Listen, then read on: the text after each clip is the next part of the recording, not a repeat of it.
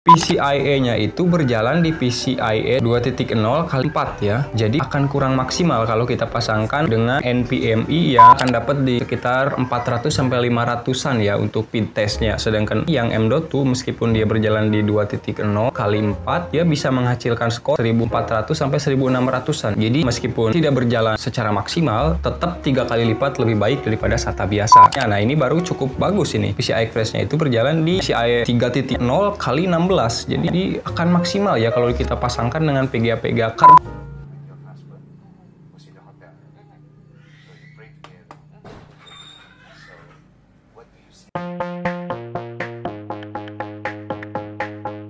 Halo semuanya, selamat datang kembali di konten unboxing barang murah yang tentunya berkualitas dari internet di channel First Budget. Hari ini kita unboxing sebuah motherboard lagi. Kali ini dari soket 1150 lagi, 81 dari Paro. Tapi ini versi untuk seri yang tertingginya, menggunakan chipset B85 Express katanya. Dan untuk packagingnya kayak gini, sangat tipis sih. Ini bahkan tidak jauh lebih tebal atau sangat tipis jika dibandingkan dengan packingan motherboard H81 second yang sebelumnya kita pernah review ya.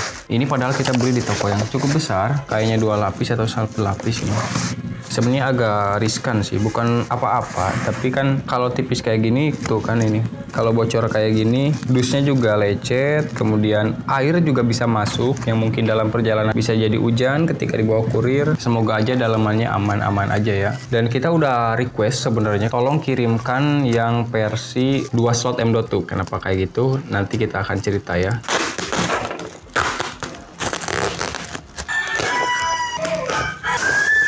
Ada stok pembeliannya, disimpan dulu. Seperti yang kita bilang sebelumnya, karena packingannya ini sangat tipis sekali, jadi menyebabkan motherboard ini dalam kondisi seperti ini dusnya. Ini juga udah sobek ke bagian luarnya. Benturan-benturan dalam perjalanan pasti ini. Kan kayak penyok-penyok kayak gini nih, bisa dilihat. Tuh kan kayak gini. Ini udah penyok-penyok kayak gini karena ya itu tadi, kemasannya yang kurang aman. Kurang tebal ya bubble-nya.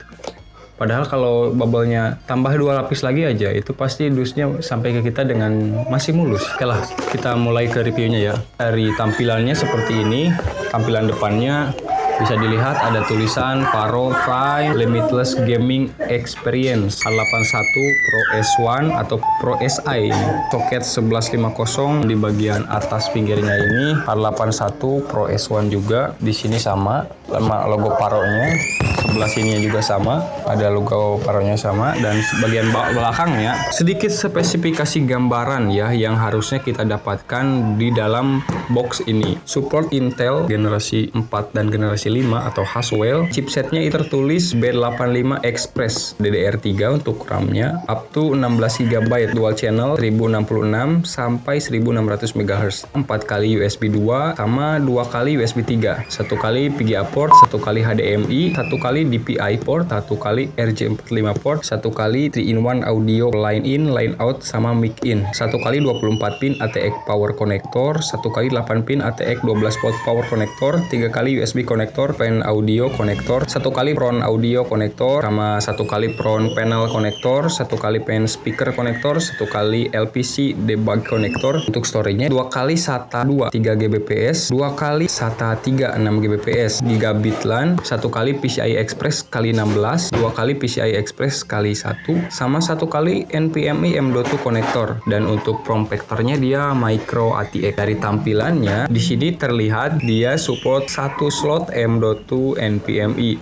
Tapi kata penjual, kita sudah konsultasi, kita request yang 2 slot M.2. Jadi 1 slot M.2 NVMe dan 1 lagi slot M.2 SATA. Sedangkan di gambar ini CMOS ya bagian bawah itu. Jadi ketika kita beli motherboard sejenis ini, emang kadang gambar luar sama dalamnya itu beda. Tapi sudah kita tanyakan kepada penjual apakah kita bisa dapat yang 2 slot M.2. Kata si penjual bisa, jadi kita check out. Karena memang benar kita pernah beli 2 varian yang sama dari motherboard Paro ini untuk H61, chipsetnya itu B75, dan emang benar ada 2 varian meskipun dusnya itu sama ya. Jadi langsung aja kita buka nih bagian dalamnya. Kayak gini udah penyok dusnya. Ada lagi lapisan kayak gini, tulisan Paro, thank you, dan ada tulisan H81 lagi. Nah, ini apakah websitenya ya, www.fsa.id. Nanti kita coba akses dulu. dapat 1 kali back panel, ini wajib ya biar gak bolong tampilan. Dan 1 kali SATA ya. Biasanya kita dapat 2 sih kalau di H61 dulu, kalau nggak salah itu pun dapat 2 ya. Dapat 1. Kemudian motherboard, setelah itu kita cek dulu apalagi kartu garansi. Kartu garansinya ini 2 tahun ya kalau nggak salah di Paro itu. CD driver mungkin kurang terpakai juga karena ada beberapa motherboard yang ngasih flash disk 1 GB ya, salah lumayan sih itu 1 GB, berguna itu flash disk. Mungkin ini bisa guna, kita simpan aja buku panduannya. Nah ini mungkin akan berguna ya, lihat-lihat untuk colok-colok nanti di sini buku panduannya dari Paro H81 manual book. Nah ini dia unit motherboardnya, kita akan langsung buka, kita ambil. Oke.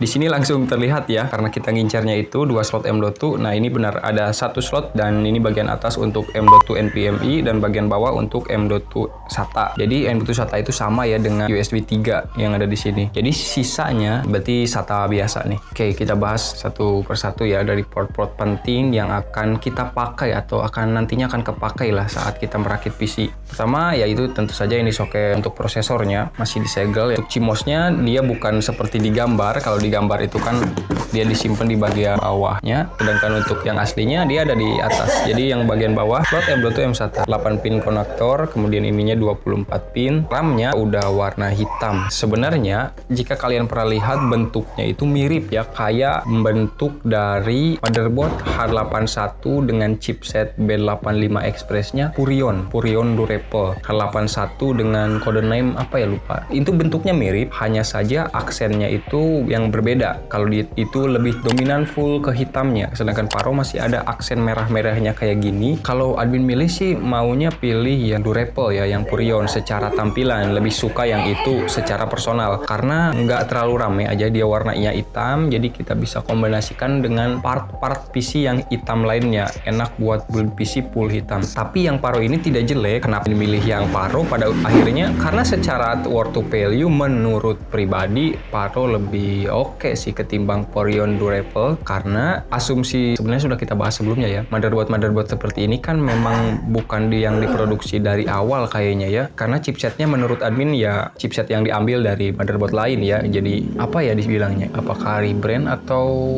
repurpose ya, ini asumsi ya, maaf kalau salah ya, maaf sekali kalau salah ini, karena emang udah discontinue ya harusnya seri-seri lawas kayak soket 1150 itu. Tapi dari brand-brand seperti ini sejenisnya yang banyak sekali di pasaran ya, seperti Paro, Purion, Kayo mungkin ya, terus RX7, X-Star, itu banyak sih kita bisa temuin yang H81, bahkan H61-nya juga, H110 juga banyak. Ada variasinya. Paro juga ini ada 2 jenis ya, seperti H81 yang memang menggunakan chipset H81, tapi ada juga H81 yang dilabeli Pro S1 itu dengan chipset B85 Express. Begitu juga dengan yang Purion ya, sama juga Purion kayak gitu. Ada yang versi low budgetnya lagi yang H81 chipsetnya, kemudian ada juga yang B85 Express chipsetnya, yang bentuknya kata admin tadi sama ya, atau mirip dengan ini, cuma beda aksen-aksennya gitu. Secara spesifikasi mungkin sama, hanya saja yang Purion Durable itu mungkin secara jaminan agak membuat customer lebih tenang, karena katanya dia itu dari AGS garansinya. Mungkin lebih resmi aja ya,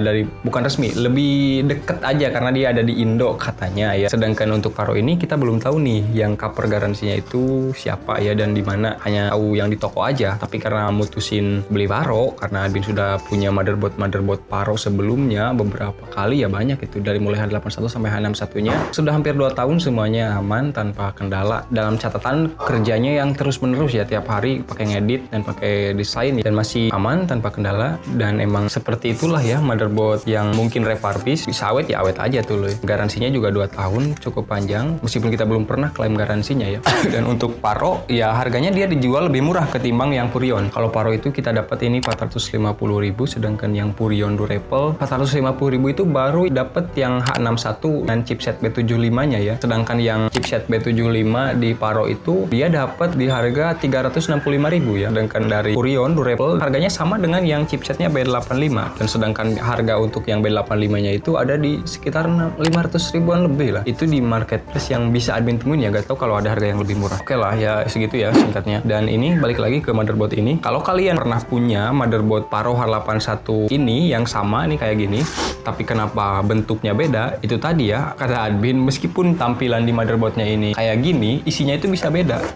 Jadi ada dua jenis kayak gini, dan yang ini yang sesuai requestan kita ya, yang ada 2 slot M.2-nya. Dan bedanya apa sih? Sebenarnya tidak terlalu beda sih, sama-sama aja. Karena kalau yang 1 slot M.2 dan di sini nggak ada M SATA, di sininya ada 4 ya, ada 4 slot SATA untuk storage. 2-nya untuk SATA 3 dan 2-nya lagi untuk SATA 2. Dan mungkin ini ya juga sama. Ini kan juga sama-sama aja SATA nih. Ini SATA 3 mungkin 1, dan ini SATA 3 1, dan sisanya yang 2 lagi ini SATA 2. Mungkin kayak gitu ya. Ini sama intinya. Kemudian untuk front panelnya, nah yang kita temuin di H61 sebelumnya ya 2 versi itu ada sedikit perbedaan memang. Yang tidak ada 2 slot M.2 itu biasanya tidak memiliki 2 slot HDMI. Nah kalau yang ini memiliki 2 slot HDMI, kemudian ada untuk PGA 2 kali SATA 2, dan ini juga 2 kali SATA 2, jadi totalnya ada 4, dan 2 kali SATA 3. Nah ini gigabit LAN, ini untuk audionya rapi sekali sih. Port-portnya ini sangat berguna semua ya. Ini berguna untuk kita tes monitor-monitor low budget, bahkan ketika kita tidak punya PGA mungkin kita dikasih ini HDMI. Jadi support sistemnya bagus meskipun dia M.2 NVMe, tapi menurut data yang admin baca, PCIe-nya itu berjalan di PCIe 2.0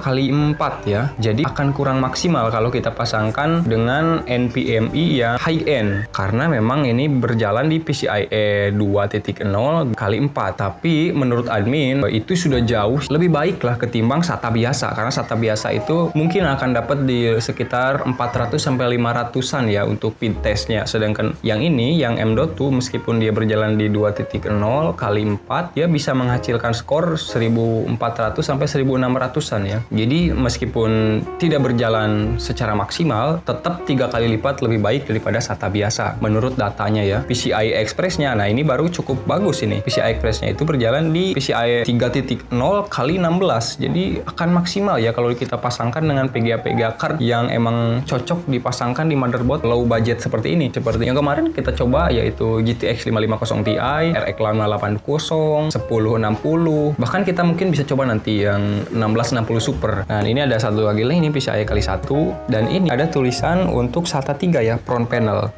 Apakah ini benar ya berfungsinya? Nah itu aja sih yang unik-uniknya. Sisanya ya selayaknya motherboard H81 lain ya, ada USB front panel, USB audio, dan ini kapasitornya juga solid kapasitor ya, cukup bagus. Kayak gitu sih secara hal-hal pentingnya ya untuk motherboard Paro ini. Dan kita akan coba sedikit tes untuk speed dari SSD M.2 NVMe. Kita perlihatkan juga penampilannya nanti di casing sama BIOS ya. BIOS-nya kita lihat nanti. Tahu admin, BIOS dari Paro ini agak kurang ya. Masih American Megatrend dan belum support GUI. Ini solid sih untuk heatsink chipset. Oke, go.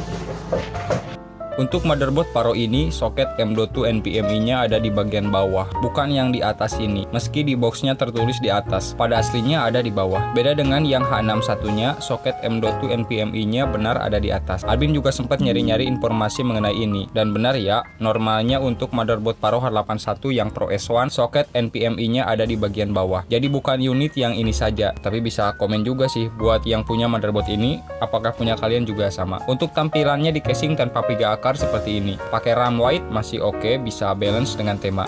Tapi menurut admin, motherboard ini akan lebih powerful ya secara tampilan jika dipadukan dengan konsep dark red. Akan lebih sangar aja. Tampilan BIOS-nya seperti ini, masih jadul, belum support GUI. Jadi gak bisa pakai mouse. Semuanya full masih dari keyboard. Oke, sekian untuk video kali ini. Semoga bermanfaat. Sampai jumpa lagi di konten berikutnya.